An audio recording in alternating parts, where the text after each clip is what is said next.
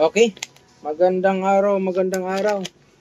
Sa mga naghahanap ng genuine na clutch lining ng Roser 180, Roser 200, yung old model Roser 220. Genuine isa lang to sila. Okay? Para maka-order kayo at SRP price, kung ano yung price, SRP price, i-click nyo ang yellow basket para hindi na kayo mahirapan sa pag-order.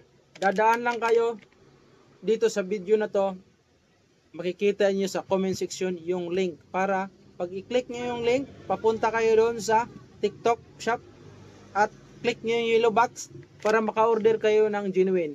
Kung sa YouTube channel naman, makikita nyo doon na may lalabas na yung mga link doon sa Shopee. Lalabas doon ang ganitong mga parts. Click nyo lang, sigurado legit na legit. Peace out.